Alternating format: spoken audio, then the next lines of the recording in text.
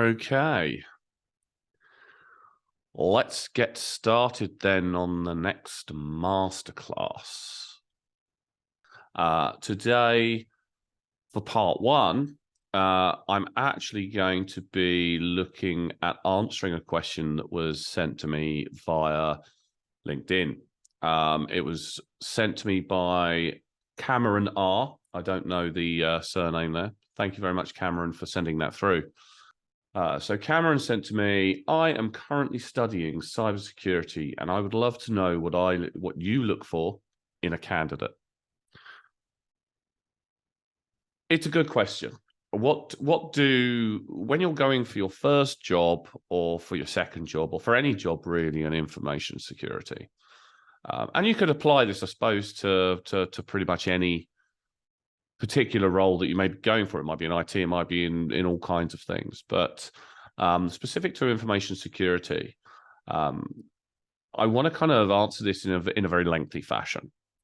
First of all, what a lot of people don't really know is my first ever job, funnily enough, before I got into IT, was actually a recruitment agent, an IT recruitment agent. Very briefly, I was much better at fixing the IT than I was at getting people in to fix the IT. So it wasn't particularly long that I was in there, but I learned a lot of very good lessons working in that role because I was interacting even after I moved out of that position into more of an IT position for that very same company. I got to learn how recruitment agents work and what organizations look for. And how to answer specific questions, that kind of thing. So I've got hopefully some pretty good tips on that score. So where to begin? Probably the first things first. When you begin looking for your first role, you need to really kind of be a little bit careful about where you're going for. That first role that you try to get into, or the first role you do get into, is going to be probably one of the more difficult ones to get into initially because you won't have any experience in that particular field. It's your first role. Whenever you go for the first role in a particular industry, it's going to be difficult. You're going to probably go through a number of different job applications. Some you'll hear from, some you won't. Some you'll get feedback from, some you won't. Some you'll get to like an actual interview stage, and some you won't. The first thing I can pretty much advise from that is don't lose faith, okay? Don't give up.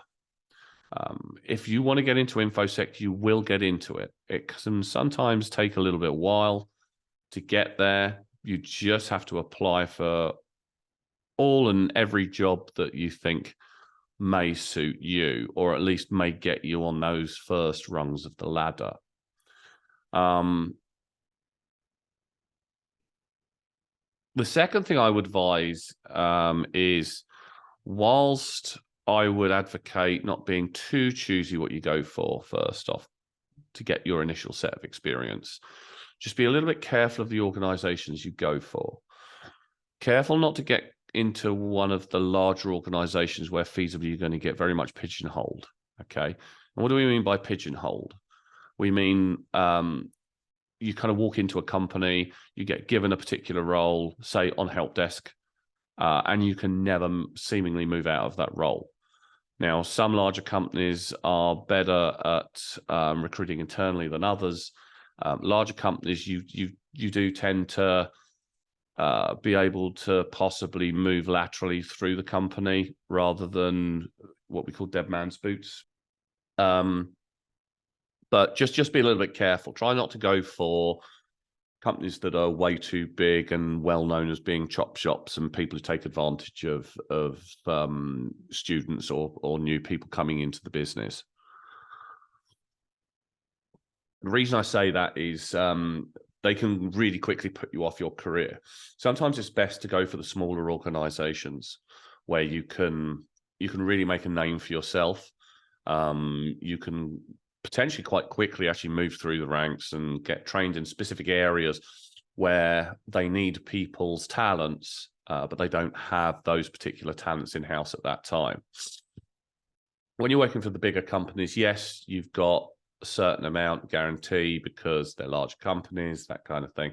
Bear in mind, they will get rid of you very, very quickly. If a redundancy turn comes around, it's quite often some of the more expensive people and a lot of the younger, cheaper people who tend to go first. So just be a little bit careful about that first role that you take. And the reason I say that is you've pretty much got to get between 3 to 5 years under your belt, preferably 5 years, before you look to really kind of move into maybe another organization.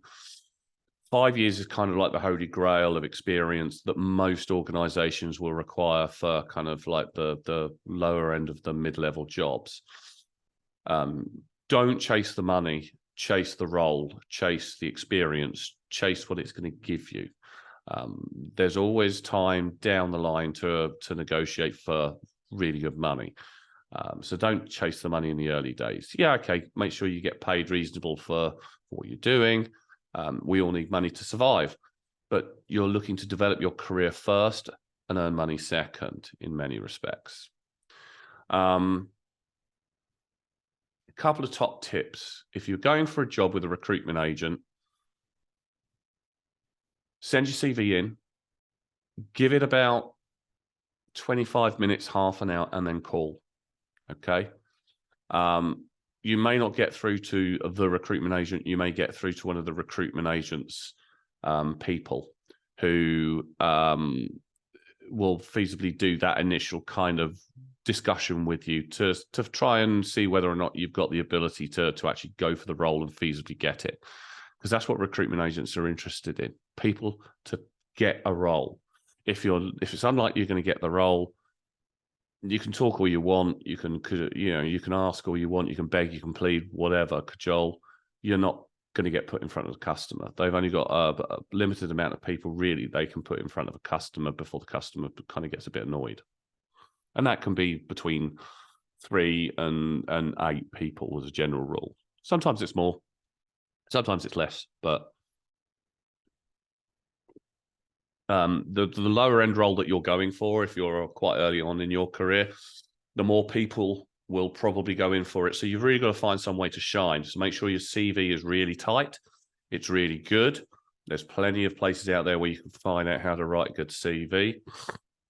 Make sure you've got your LinkedIn profile. Make sure you've got pretty much everything that you need to go, that gives them the most amount of information in the least amount of time possible.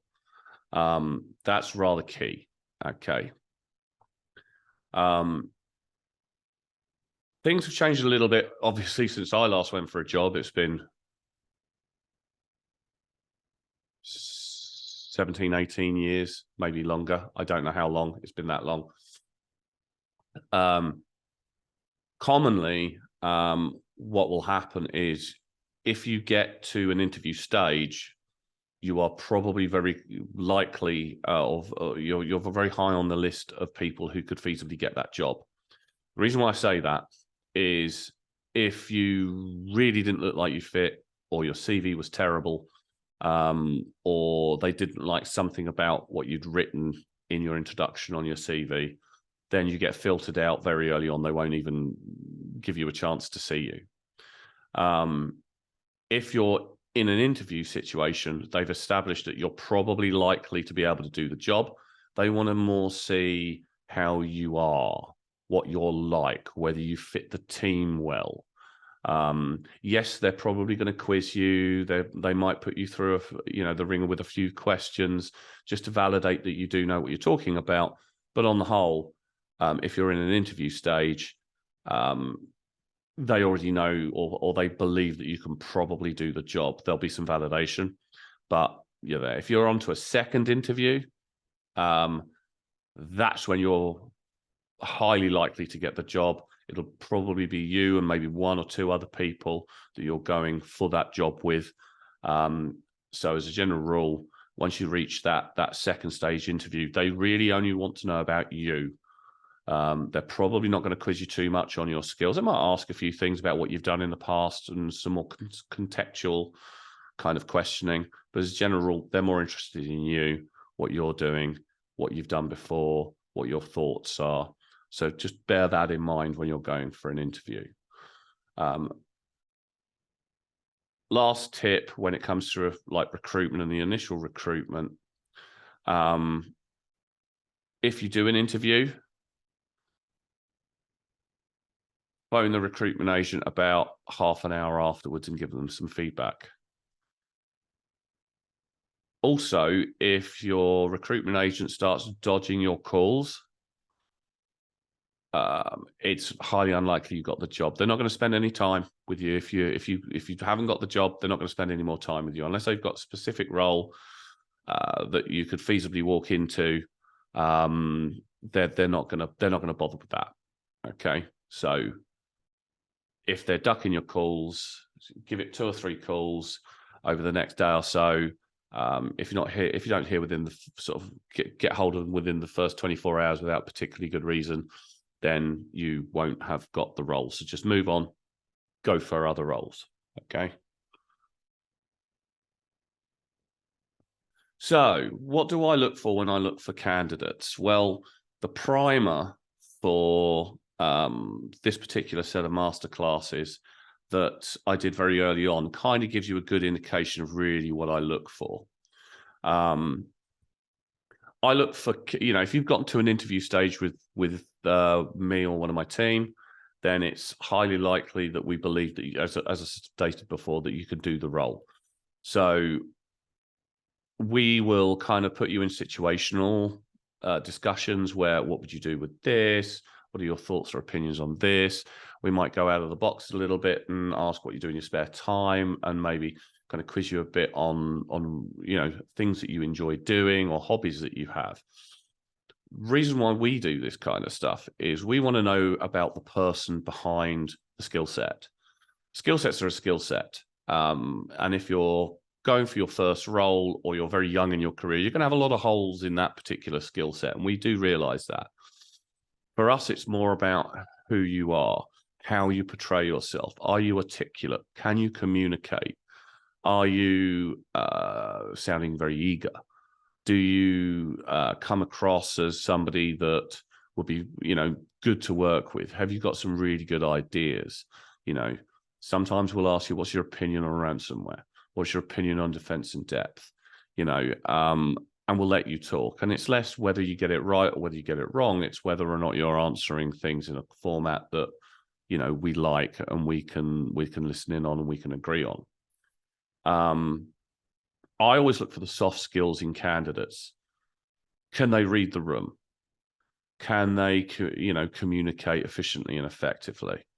What are they like under a little bit of duress? I'll never, cause anybody difficulty. And I always hate asking that question, what's your worst quality, or, what are you worst at? I never ask that because that's a ridiculous question. I don't understand why employers continuously ask that.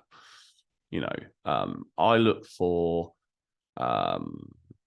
people who have the get up and go to actually kind of get the job done, that are willing to concentrate on the task at hand, feasibly, debrief not only themselves, but the people around them once that task is done, find out kind of, whether they go through their own little lessons learned thing, like you would do in any sort of like instant response or anything like that, and see what kind of comes out the other end. I also look for people who have a bit of an idea of where they want to take their career. The reason being, if you've thought about your career, then you're, where you want to be, then you're serious about it. If you give me any kind of fluff or nonchalant answers that don't mean anything, then I'll lump you in with somebody who quite often I think is just there for the money. I'm not interested in people who are there for the money. I'm interested in people who can be a part of the team, bring something to the table, even if, they're very inexperienced, who are quick to learn, quick to be able to assist, and quick to be a part of whatever it is we're trying to do, or whatever the role is that we're recruiting for.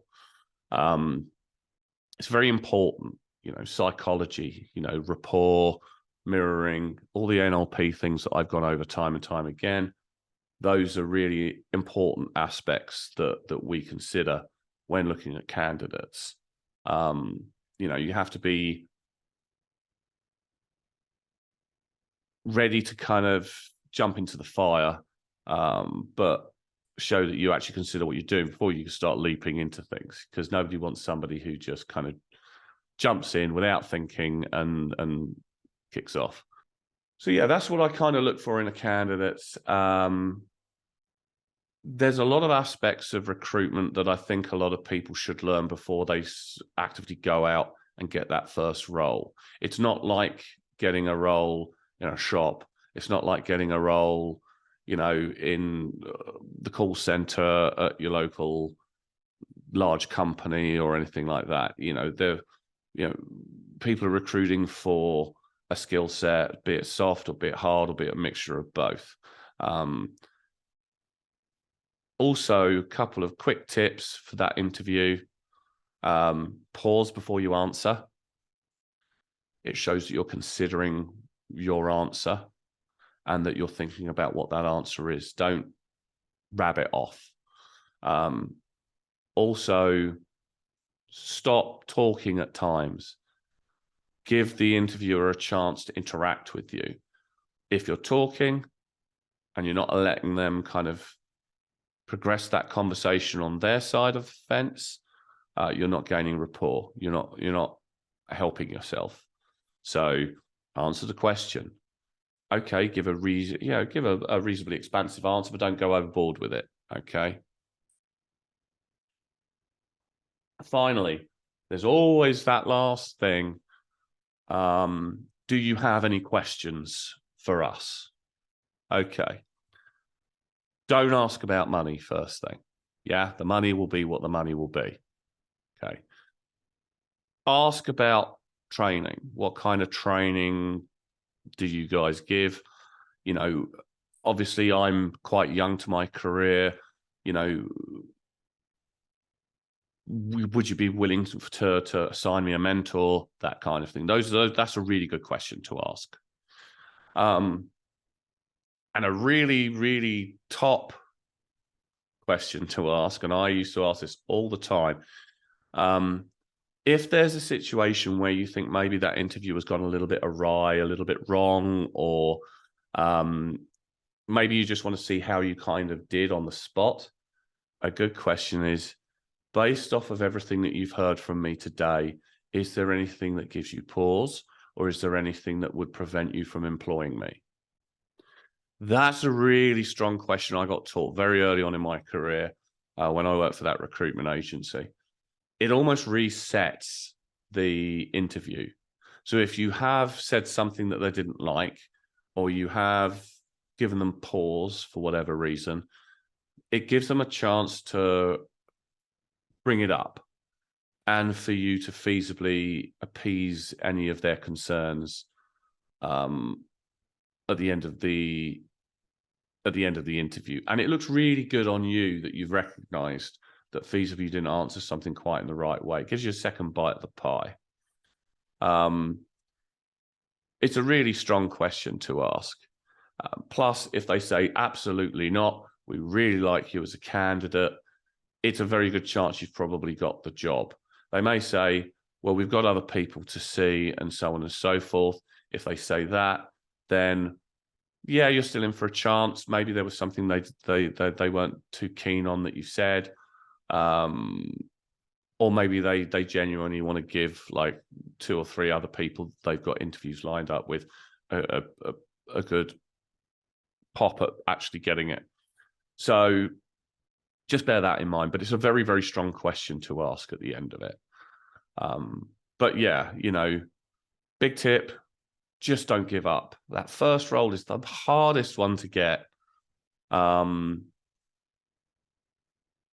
Just keep at it. Okay. So that's top tips for job applications. I can see that there's one question in my meeting. I'll answer this one now because it's obviously a question related to what we just talked about. How important is it to list and evidence soft skills in a CV?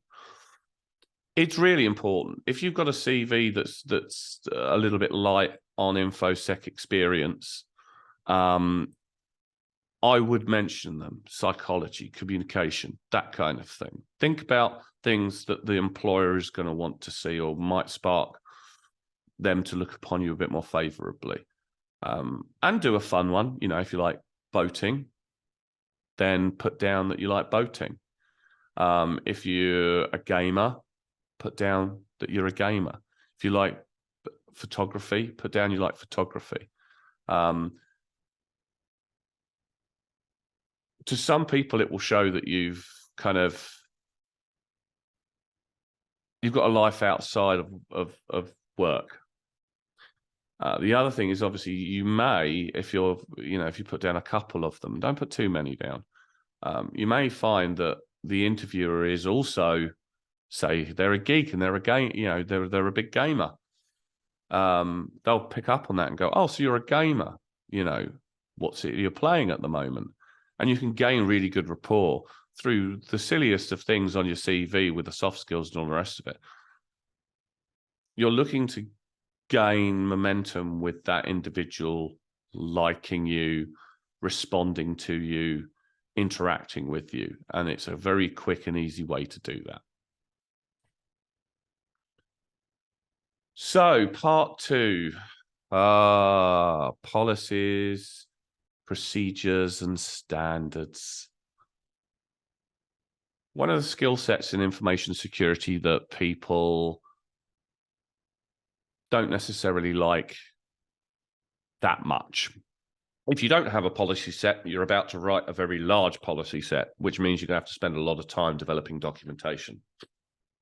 If you do have a policy document set and it looks pretty rubbish and it looks like it's been downloaded from a university website because they wanted to try to get through ISO 27001, believe it or not, it does happen, then you're going to be rewriting large chunks of it or binning it and rewriting it from scratch.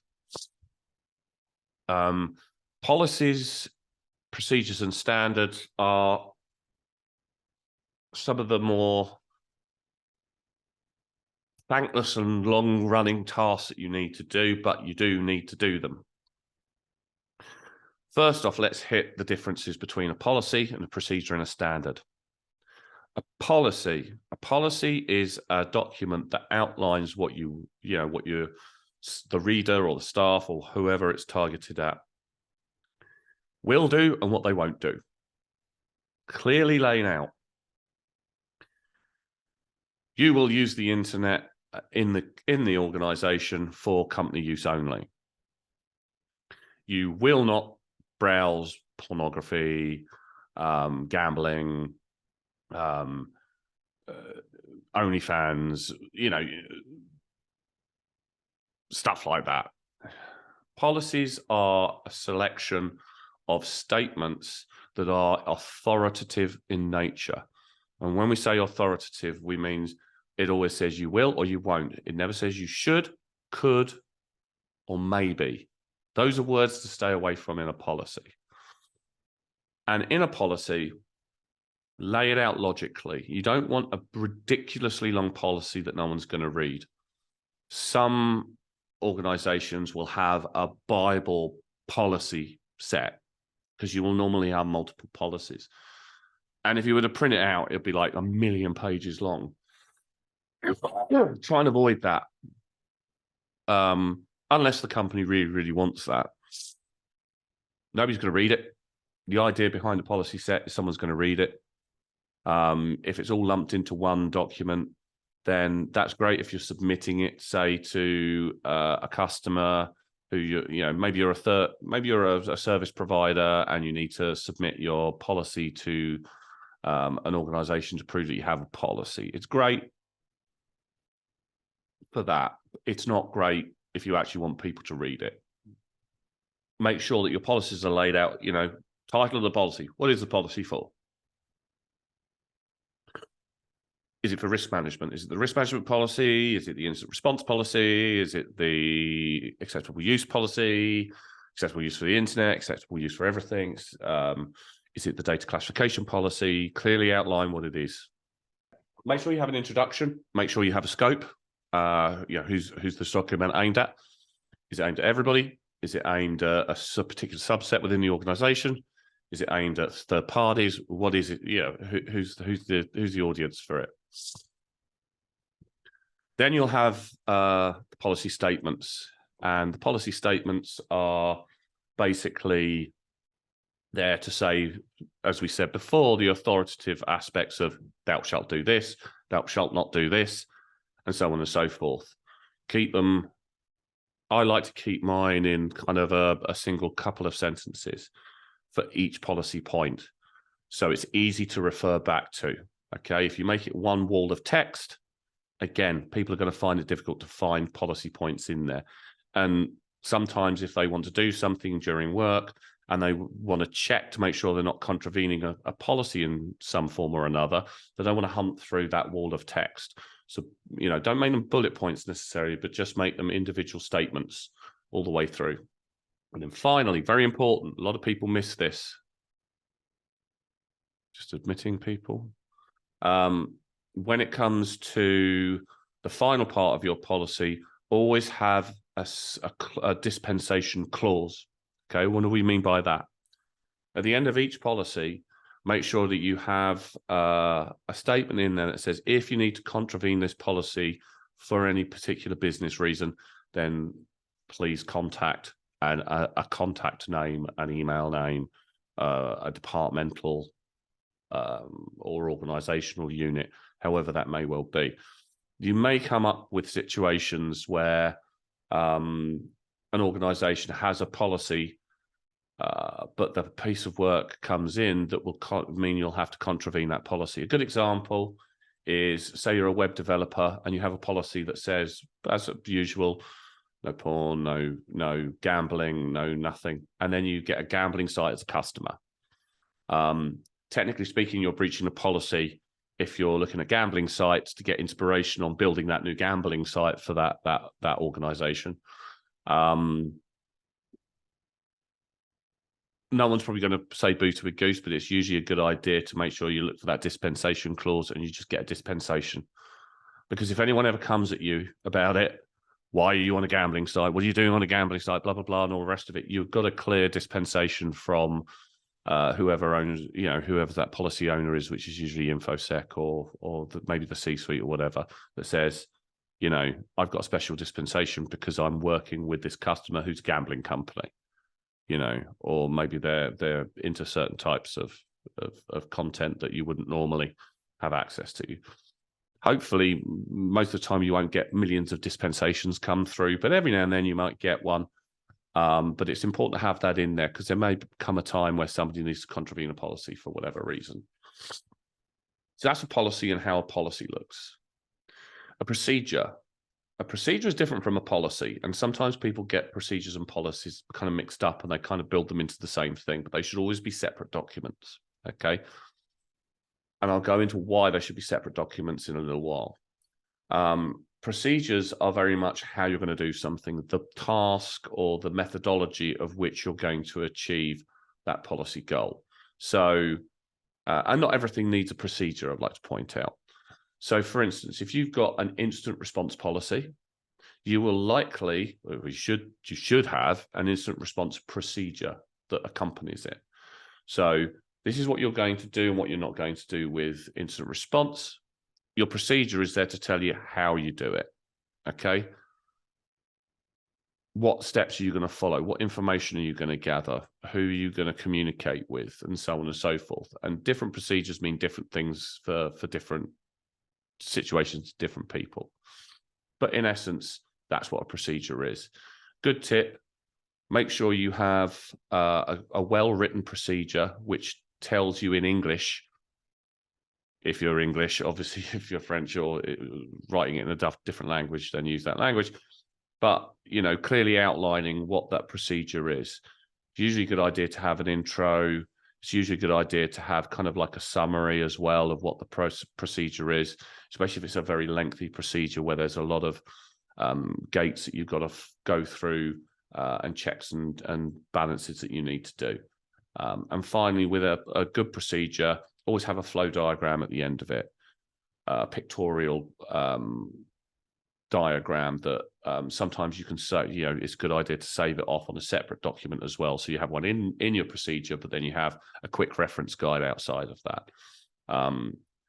For some reason, people get on better when it's a procedure that shows a flow, on an image, on a flow diagram. It's just something about the way that you follow it through, with the yes and the no gates. If do you have this? No, then go back to here, go and get it.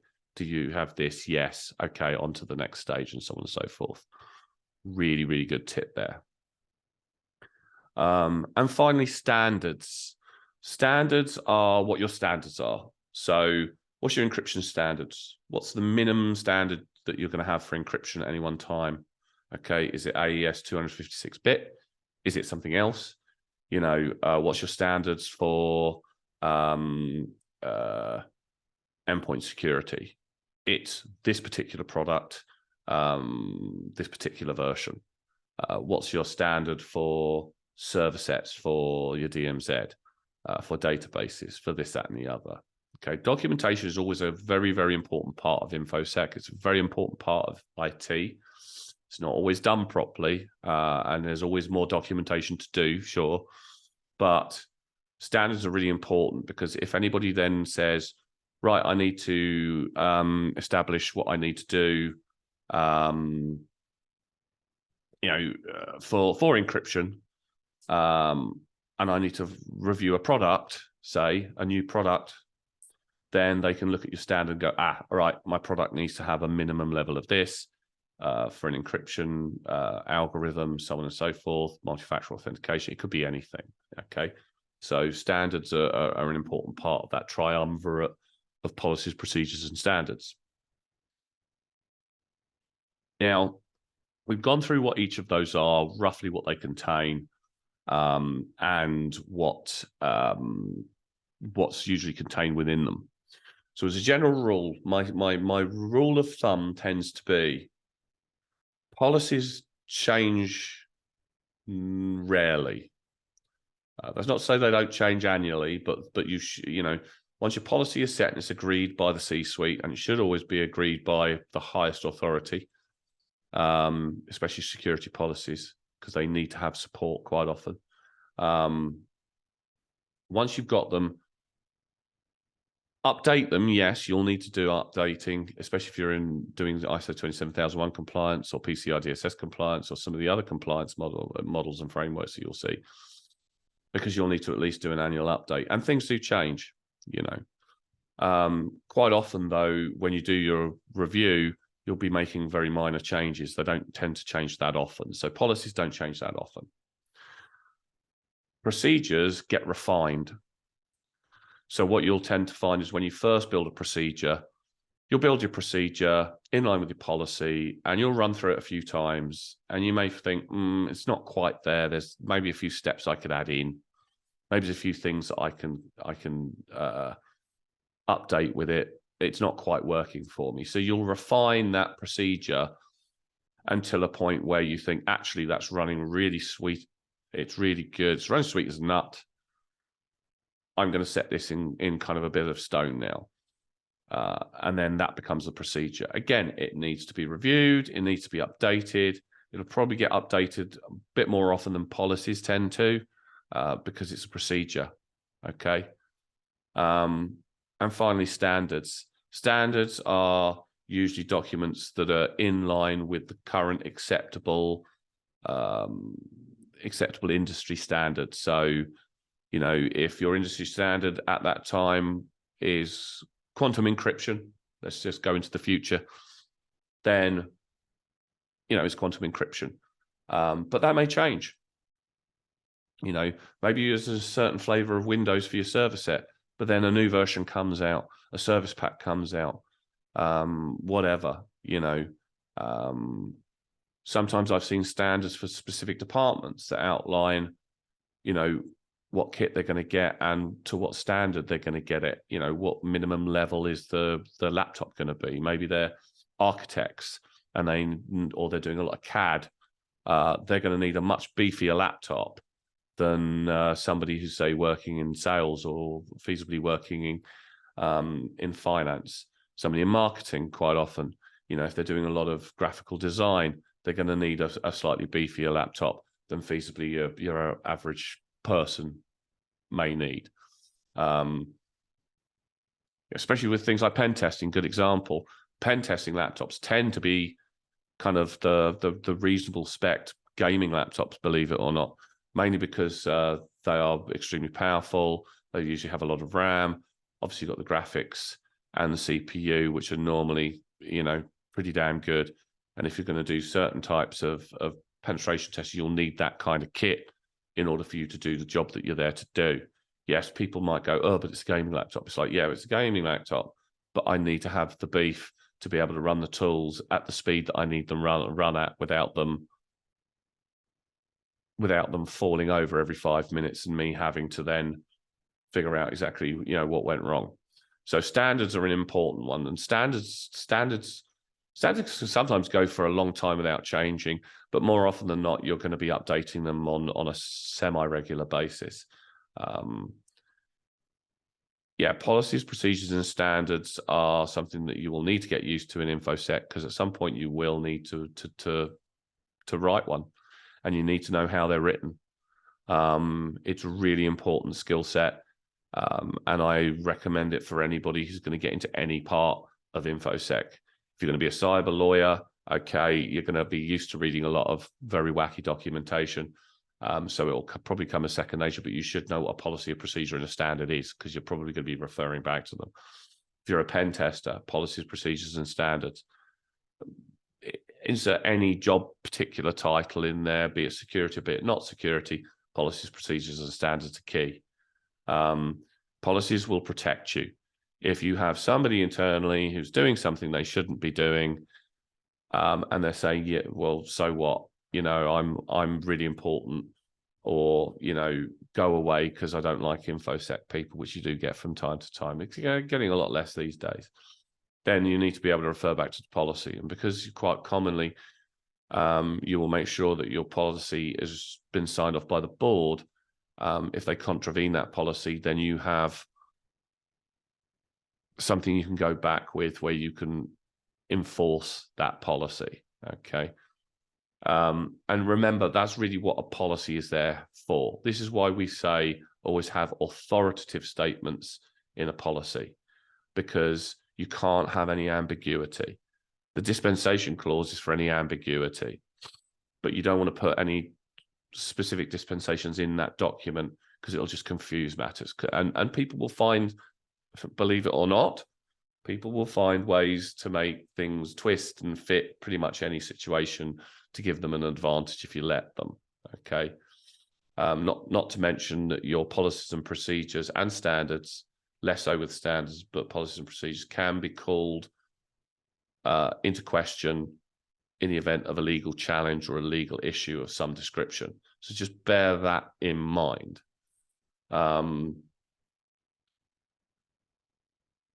Get to know different methods of writing policies, procedures, and standards. And whenever you join an organization that's got an existing InfoSec function or has had one in the past, then make sure that you read those policies, procedures, and standards quickly, understand them, and feasibly, if you need to rework them, then rework them from there. Okay. Watch out for mergers and acquisitions. That can get tough. If you're a big organization and you acquire and merge, say, 3 companies, and all 3 companies got a reasonably mature security model, then all 3 of those will have their own sets of policies. So you'll need to do a little bit of work to either amalgamate them, amend them, figure out which one's the best one to use. Your policies and your procedures are very much a key baseline of InfoSec strategy. as much as a baseline for knowledge as well. So get to know what they look like. The other thing that I think a lot of people miss out on is that policies and any documentation, it's a key part of taking an individual, if they contravene it, to task. And even people who are particularly higher, much higher up in the food chain can be taken to task by that policy and that, or that procedure if they're not following it or if they're contravening the policy. But when you're writing your policies or when you're reviewing your policies, consider the culture of the organization as well. Every organization has like its own life force, the way it works.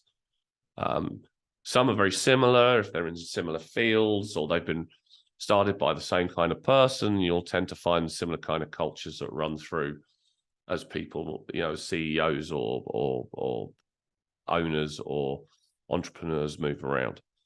But there's no one size fits all to a security policy, procedure, or standard set. Each will have their own templates. Always, by the way, always put them in the authorized template of the company. Don't just put them on a blank document. They need to look official because they are official documentation. So put them on some kind of letter-headed or template sort of report. They are very, very important to maintain. They do fall in line with the company culture. Don't be frightened to amend a favored set. I mean, I have a favorite set of policies, procedures, and standards that I tend to use with a lot of people that are going to help. But I have spent a lot of time making them as adaptable as possible as well. So if I need to amend them for a particular culture, then I can do that. When you've kind of reached the final draft of your policy set, please take that policy set to the highest authority you can, preferably the C-suite and the owner or the CEO or the designated MD of the company. Let them read through it and get their agreement and sign off on it. Make sure also in your policy, procedure, and standard set, you have a vision statement, like an overarching executive statement of how you are going to be handling information security, cybersecurity, however you want to term it, within that organization, and an at a glance, if you see what I mean, of, well, who said this? Why is it important? Just bear that in mind. It's a bit of an art when it comes to these types of documents, but you will slowly build your own templates. Sometimes you'll steal a template or two from someone else to follow. But it's probably one of the key aspects of InfoSec that every organization needs to undertake. So make sure that they're done and make sure you get good experience in them. Funnily enough, a lot of organizations are relatively okay with, if you're dealing with a third party, and they've got a strong policy set and you're the customer, say, oh, can I understand your policies and your procedures just so I know from the company perspective how to handle that kind of activity, and get hold of their policies and procedures. And if you see good things in there that you like, add them into your own, be fluid. So that's a bit of a word on policies and procedures. And obviously in part one, we covered, top tips and some detail on what I look for in candidates. I'm going to open up the floor now for the last bit of time and work out, and let you ask some questions. So I've got a question. What's the best place to view good examples of policy documents for guidance on required content? There's a lot of different resources out there that you can find now that will provide you with template policies and procedures. I don't know of any that I've used recently that are really, really good, that I would consider to be the best of the best. I purposely developed my own that the organization uses when we do CISO as a service, or when we're helping somebody through some compliance, and they don't want to build their own policies. They want to kind of, they want their own, but they're very much in template format. They've got some key statements in there that most companies tend to see, but they're built to be as fluid as possible. It's really, really important that, you know, if you've got access to policies, procedures, standards from your employer, if they've already got them, have a look at them. You're required probably to look at the policy set anyway. But as a general rule, for guidance on how it should go, as I said before, title, this is the risk management policy. Introduction, which just briefly outlines what that policy is. Scope of the policy and who the policy, you know, is attributed to. So if it's attributed to everybody within the organization, say that. If it's a subset like sales or whatever, it's a particular procedure. It's a particular policy for a set of people. Put it in there. Then once you've done that, you move on to your policy statements, and call it policy statements, and then just carefully list your policy statements. You will do this. You will not do that. You will not pass go. You will not collect £200. You know, it could be anything. You could put anything in there. Just make sure you have that dispensation at the end. If you set your policy like that, put a bit of thought into it, you could probably come up with a good baseline set of policies. Do a search in Google. You can come across a number of them. You'll see some that are awesome, and you'll see some that are a lot less than awesome.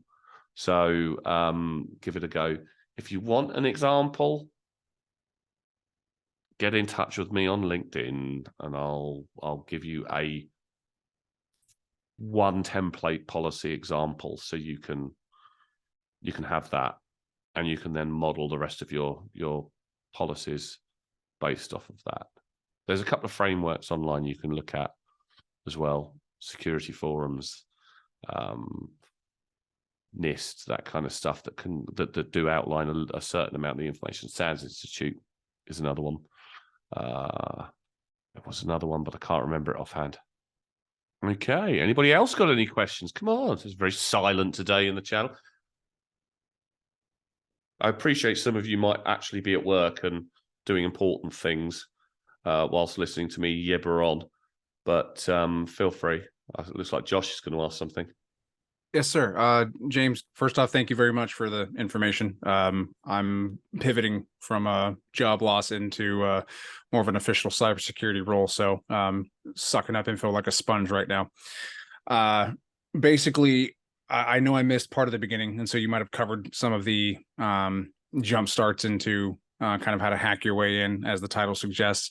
But I'm kind of asking from a generalist perspective, right? So let's say you've got some exposure to cybersecurity, right? You've maybe handled some projects for a company, but maybe that company wasn't so forthcoming on the information you were actually working on or using, and so the terminology isn't quite known to you as well, and they weren't really supportive on getting certifications or building that knowledge base so that you could actually speak to those things. There was some maybe shady things going on in terms of how they wanted someone to sign off on cybersecurity, but actually not be certified to do that job. Let's say you lost said job. So you have the exposure and you're trying to use that knowledge to pivot. Is there a specific set of maybe standards or certifications that you should aim for to give yourself some credibility, or is it more of speak to what the knowledge you gained and just learn, NIST, learn, these standards that are kind of out there and speak to them on a general basis? That's a very, very good question, and a multifaceted one at that. So a couple of things to absolutely, no, it's brilliant. A couple of things to break down there. First and foremost, As you may have noticed with a lot of information security professionals, we are brutally honest. And if you come across an information security professional who isn't brutally honest, you probably don't want to employ him. So when you go into an interview, if there has been a situation where shady things have occurred in the previous employment that you've had, obviously without breaking any covenants or any contracts, clearly outline that you found some of the activities at previous employers. Keep it general if which is easy if you've had like 2 or 3 in the past, and just kind of outline what your concerns were, you know, and that procedure wasn't being followed or whatever. InfoSec people will agree with you, and when you get us to agree with you with what you're saying, you're viewed in a much better light. It's not your failing. In many respects, by the sounds of what you've been saying to me, that's the failing of your previous employers or one of your previous employers. You don't need to be tarred with that. When it comes to certifications, I've never been a big certification man. Some people are, some people aren't. But what I will say is ISO 27001 lead auditor is a brilliant one to have, or lead implementer. That will get you through a lot of doors. If you've got a few years worth of experience dealing with InfoSec and you meet the minimum requirements, CISM, CISSP, definitely the CISM. I'm not a big fan of the CISSP myself. You know, your CISM is enough more often than not, and it's a bit of an easier exam to hit, and it's geared more towards management, which is probably where a lot of you want to be. Once you've got CISM, once you've got ISO 27001, the doors will open. You know, they will open like magic. And you'll be able to get in. The key goal when you're going for a role in InfoSec is to get to that interview. If you've got to that interview, and you probably need to watch the first half of this when it goes live on the channel. If you've gotten to that interview, they've already established you've got the skill sets to probably do the job. They'll do some verification. They'll do some checking. They may quiz you on a few things, may put you in a situational you know, and kind of get you to tell them what you would do in that situation, where there's usually not a massively right and wrong thing. They're looking for your thought processes more often than not. But, you know, outline in that interview, you know, when they say, because inevitably, and I don't know why people ask this, but they do. When they inevitably ask what's your biggest regret? Then you can frame that question into, well, my biggest regret was at one of my former employers, who shall remain nameless. Always say that, put a caveat in. You know, they forced this situation upon us, or upon, you know, this people. I pushed back and said that there's a risk by doing this. It's not necessarily as honest as it needs to be, or it contravenes compliance, or whatever it may well have been. You will get epic oodle amounts of kudos for that, especially if you say, look, you know, if they quiz you further on, oh, well, who did that, which of your, just say, look, I can't break any contracts. I'm not going to break any contracts, but I was very uncomfortable with the way that I felt they were getting us to do certain things and all the rest of it. I think there's a much, much better way of doing it, and maybe outline what that better way feasibly was, rather than forcing people to sign off on a you know, dodgy policy set. I would have rewritten policy in line with the culture of the organization. That is going to get you massive kudos in that interview. Yes, I appreciate all of that. To expand a little on this, without obviously going into too much detail, essentially, I was that person who was chosen to design and build those processes. Yeah. And when I began doing that, building those processes required fundamental changes in how we would have to go about utilizing our infrastructure, because it was a very small, very tiny company, and everyone had their own distributed machines and computers, and there was nothing there to qualify as a standard or a procedure or a way to go about doing business. And so to do that, and to build those things in place and to create those frameworks, it was either met with, well, we can't do that because we can't make these people change this culture, or we can't do that because that requires a cost of a tool or another piece of software, or all of the above, essentially. And so it was a continuous battle of give us a way to secure this using the framework we currently have without deviating, and that's just, it was impossible. And then it just was a continuation.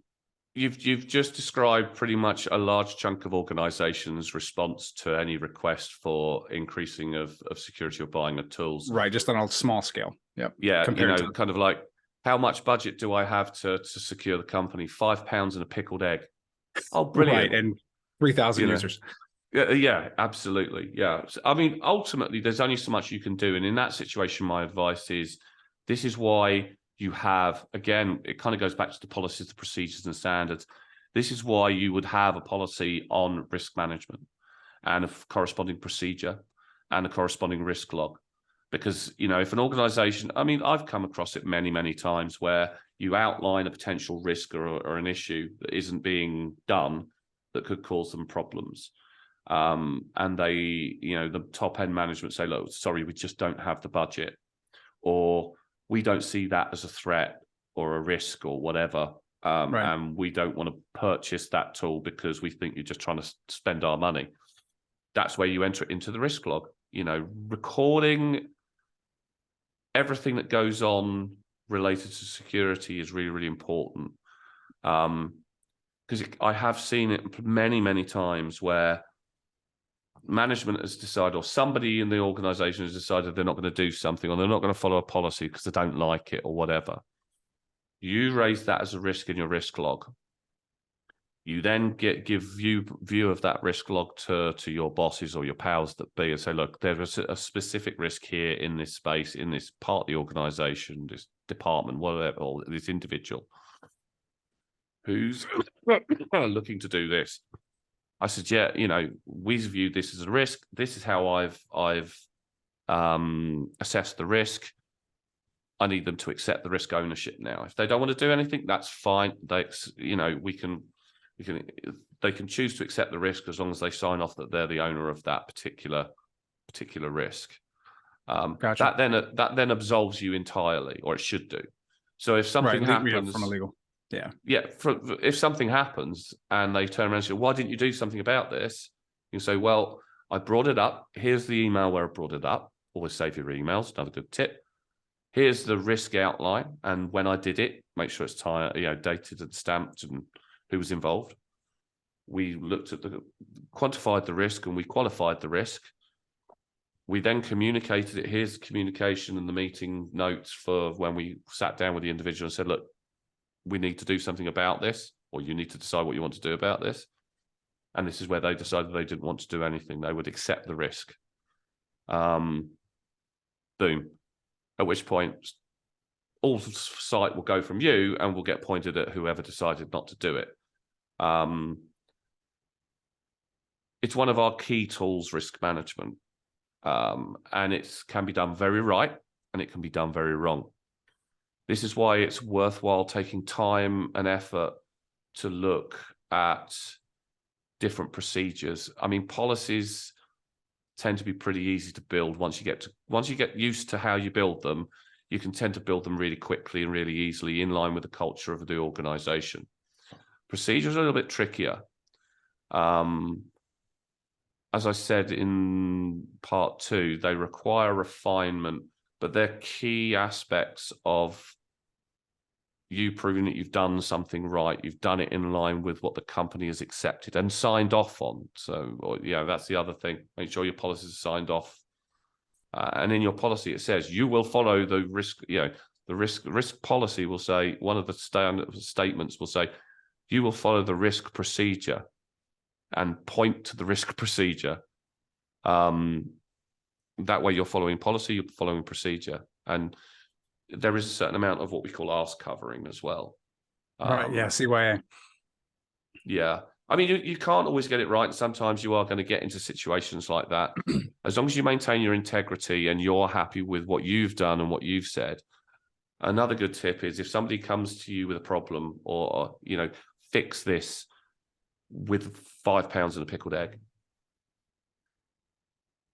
come back with 3 options. Come back with option 1, which is the £5 and the pickled egg option. Come back with option 2, which is what your preferred option is, which is the one that's going to do the most good and probably be the cheapest. And then come in with the option 3, which is usually the kind of Rolls Royce of the options. And be known for coming back with those 3 options. Yep. It's really important because psychologically speaking, God, here we go. I'm going to go on a bit now. Psychologically speaking, we're geared up in the, you know, as humans to have choices. Right. So if you come to somebody, like if you're going to look at a car, do you look at one model car? No, gosh, no. No. All the options.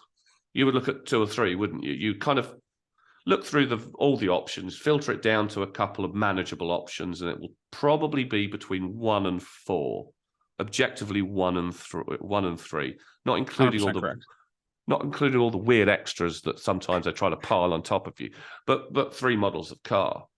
Yeah. And then you'll go and do the tests. You'll go out and drive them around a bit. You'll sit in them. You'll have a little pop. You'll prod them, whatever, read up on them. And eventually you'll filter it down to the one that you decide.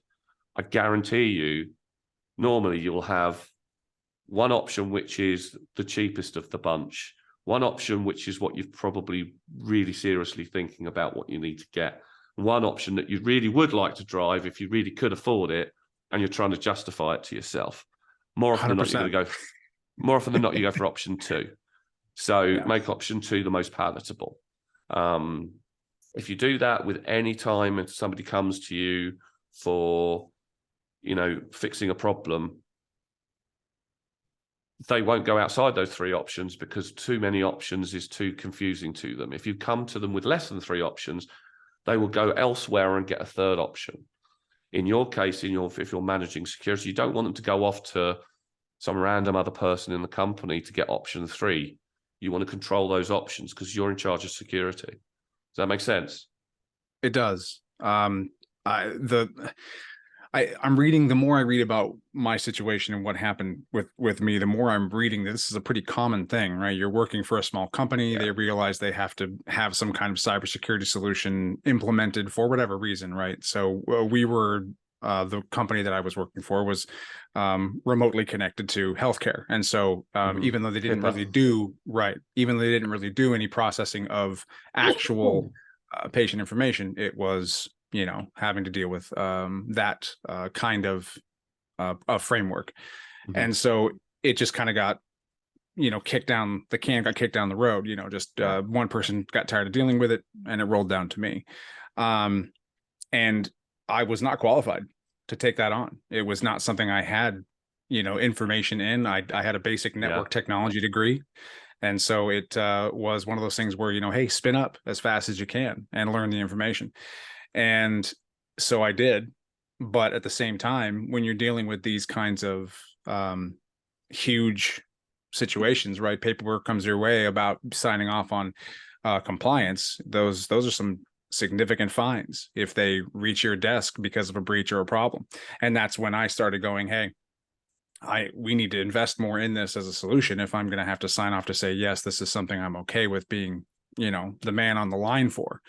And that's when things reached kind of a tipping point.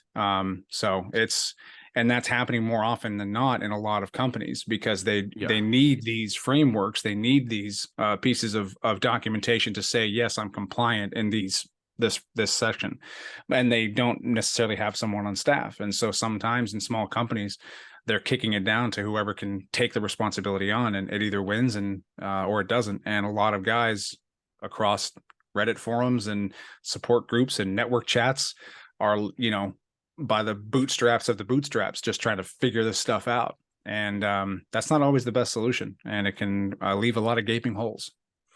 I've been there, buddy. Trust me. I've been there. I've been in this for 25 years and I've been there. See, what I would recommend there is look at the psychology behind the situation. The individual who had it before you, I'm guessing, was probably somebody higher up in the food chain than you were at the time. 100%. The reason why they kicked it down was because they couldn't figure out how to deal with it. And they didn't want to look bad in front of their boss. So sometimes the best way to do this is to turn it around on its head, which is a little bit easier to do if you're employed as an InfoSec professional. It's a little bit harder if you're a network professional and they're just saying, find me sort it out. What I would do is I would probably interject very early on in that conversation and say, let me come to you with those three options that would be viable. And all you have to do is make a decision on one of these three options. Therefore, you're stopping the can being kicked down to you. You're booting it back over the fence at them, but you're giving them options on how to deal with it.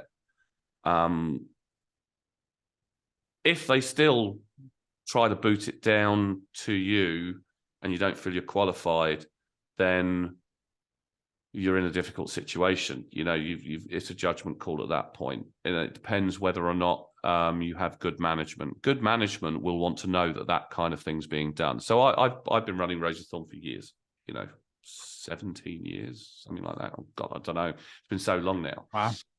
And I've always said to people, I'm the owner of the company and, the CEO, the shareholders, all the rest of it. If somebody underneath me is making arbitrary decisions and making them or kicking the can too far down the road, I want to know about it because I don't always see it. This is what a lot of people don't realize. People psychologically, they look at management like the C-suite as like this unapproachable bunch of lords and ladies who sit there at the top of the castle. And you can't speak to them. They're the people in charge. Of course you can. Of course you can. Just go and speak to them like a human being. We're all human beings, and quite often you'll tend to find middle management will filter comments. They'll filter things. They'll filter situations to that C-suite. So by the time the C-suite are making a decision on something, they haven't got everything. They haven't been told everything. They've only been told the bits that people feel they need to know. So I always say to my guys, it's open door. If someone's kicking the can down the road, if there's a problem, bring it in, let's sit down, let's resolve it. Positive mental attitude within an organization, even a small organization, you still might not get the budget because I don't have it. But there's always something you can do as a general rule. Unless it's a specific rule, like PCI DSS, have IDS IPS, where if you don't have IDS IPS, you're not going to meet a large chunk of PCI DSS. So that's kind of like set in stone. If you can't afford the IDS IPS, you're just not going to be able to meet the PCI DSS standard. But to be honest, it's a pretty solid standard, that one, with its requirements. With things like ISO 27001, they're a lot more fluid and they're built to be a lot more fluid. HIPAA's okay. It's all right. I mean, it's got a few doozies in there, I must admit, but then all the standards do. But, it depends on the type of security you do for the organization as well. You could do asset-based security, which is quite common these days in very distributed environments where you're protecting specific assets like medical record information, that kind of thing, with independent encryption or whatever. And we do live in a world where tools, I mean, you come from an IT background, so you know all the fun and games behind kind of open source and,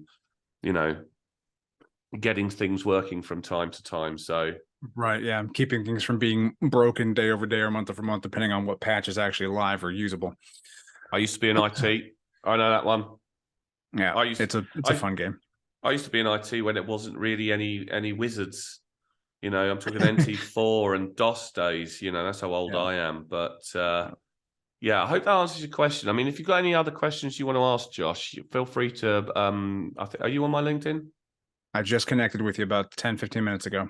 So Feel free to have a chat and have an ask. Thank you. If you need any mentoring, any of you ever need any mentoring, then get in contact. And I'm more than happy to do a bit of that. We need good infosec people in this game, and we don't have them. Hence why I'm doing these masterclasses. So if you need any additional advice on where to go, what to do, situations you may be in, and you obviously don't tell me anything too sensitive, then I'll do my absolute best to provide an advisory. But yeah, it sounds like you're in a difficult situation, but all I'll say is just kind of get used to being in that situation, and maybe it's worthwhile looking back objectively and going, right,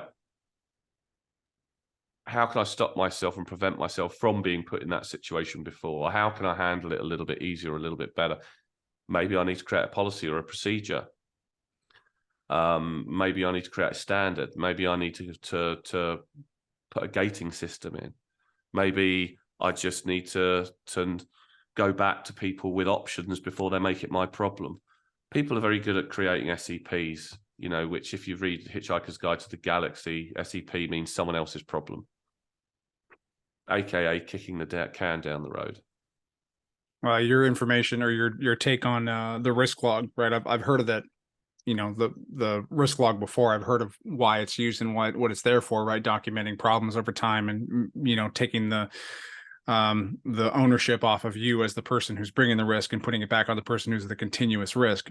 But I hadn't thought about it in a way of applying it to a situation like I was in, because I'm no longer in that situation.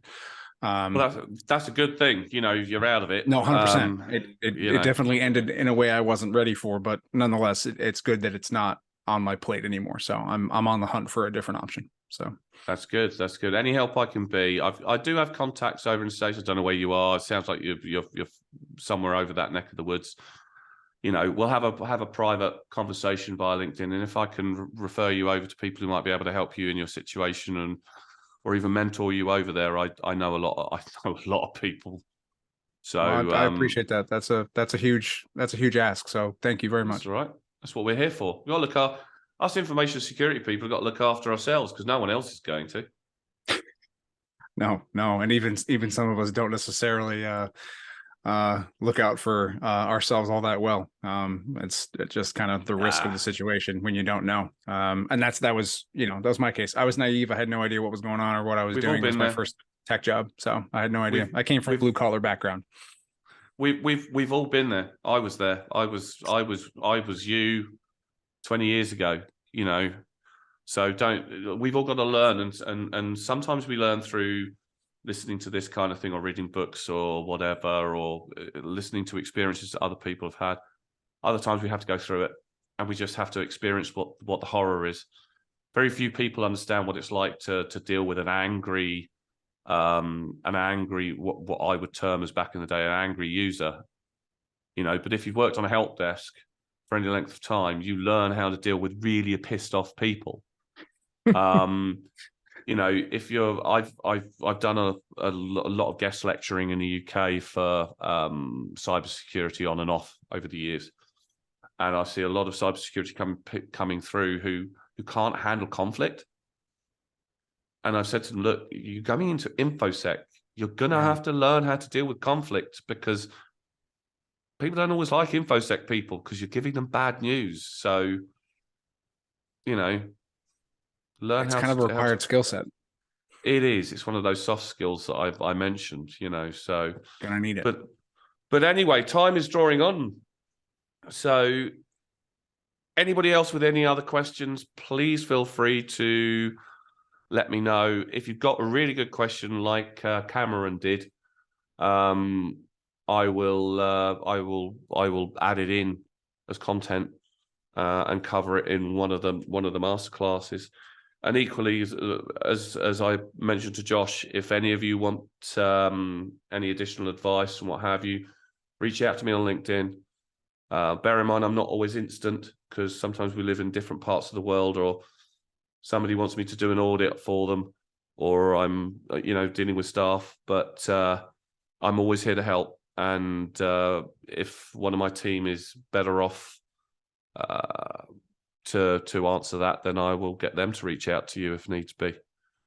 We cater for all needs here, even sales. I can point you in the direction of a couple of good people who do security sales if that's your bag, or pen testing. Right. I think that's the end of it. My voice sounds like it's going to start cracking relatively soon. So thank you ever so much for coming and attending. This will be going up on the channel along with all of our content. I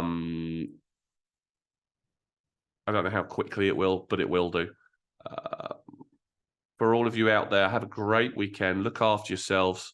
If you've got any questions, as I said before, just get in touch and we'll do what we can to answer them either privately or maybe we'll make it some content like we did with Cameron's question. But see you in 2 weeks. Thank you ever so much, guys, gals. Look after yourselves. You're awesome. Speak soon.